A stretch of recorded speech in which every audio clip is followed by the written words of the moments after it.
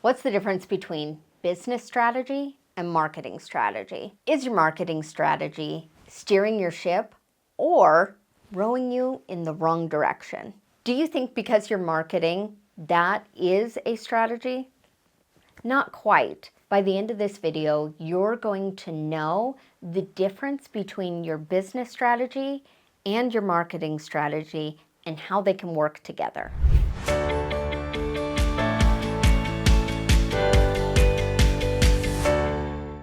Let's get clear on a few different definitions and what the differences are in these different types of strategy. The first one that I want to define is your business strategy. This is going to be a high-level overview.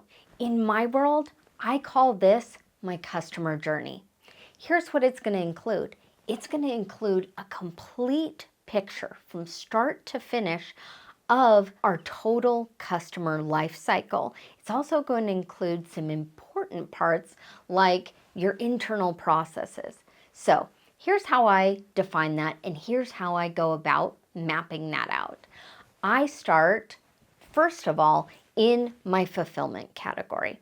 This is any product or service that I am selling to a customer.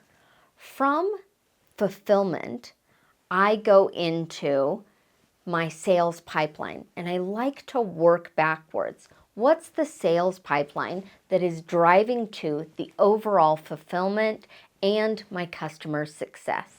From there, I'm going to backpedal into my marketing. This is all of the interaction that can take a lead to a customer, but also a customer into a brand advocate. Finally, we have like our internal processes. It's a good high-level overview so that we can see our marketing processes, our sales processes, our fulfillment, and our internal processes in totality, how they all work and flow together.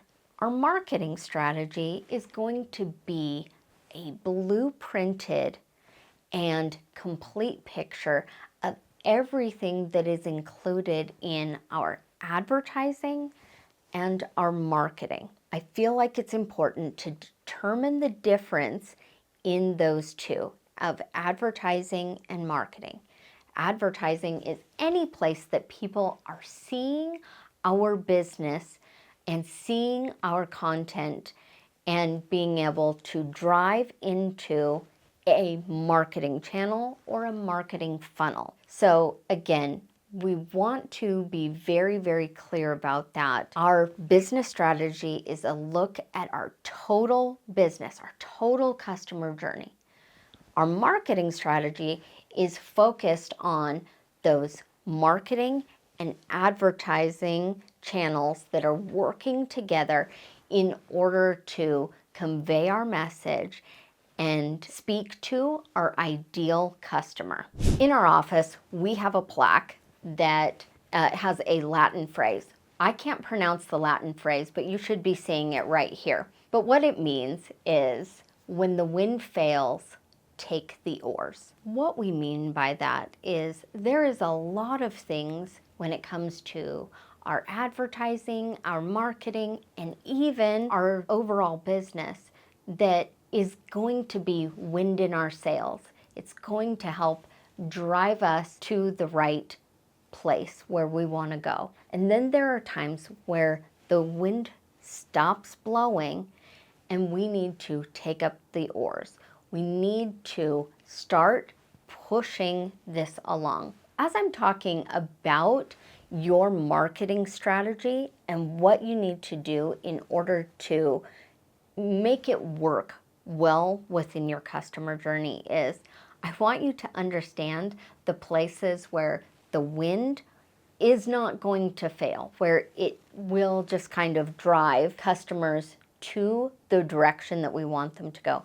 And I want you to understand where those places are in that marketing strategy where we are going to need to row the boat. Oftentimes, what I see happen is that a lot of marketing strategies will fall apart because we think it's like a one stop. Like they came in through here and then they will become a sale right away.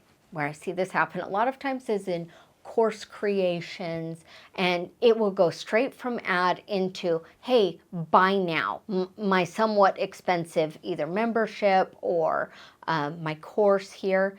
And we've skipped a lot of real critical parts in mapping this out to get the sale that we're looking for. Again, a marketing strategy could be sort of a sightseeing journey, if you will, meaning we are in the ship and maybe the wind takes us to this specific spot. Maybe it's a video, maybe it's some other marketing content where a lead can become very familiar with us. Next, we need to row the ship or row our marketing in order we need to lead them to this next place that we want them to go. Then perhaps there is another gust of wind that can help to take us to the final spot, which is the sale. So again, I think it's very, very critical for you to be able to determine, is this a really quick, like where you would be able to, is it just one and one?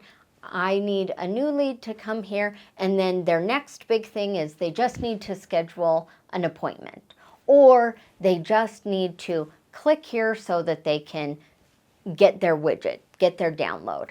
That's great. That's perfect if that's all that they need to do. But if there are additional steps, that's okay too. It is all right in your marketing or in your customer journey to say that it's a good time for them to be led or for us to row the ship. And sometimes we can take those windfalls and be able to sail to the next destination. So just understanding where those are at. Part of that understanding is going to be in that critical step of first having that customer journey and then being able to go in and blueprint out the next parts of your journey for your marketing so that you can speak to your ideal customer, close more deals, and scale your business and your marketing in the best way. I always say that simplicity scales and complexity fails. And I want you to get very simple. If you go to the video linked right here, I go into detail about how to map out your customer journey and why it's important. I look forward to seeing you there.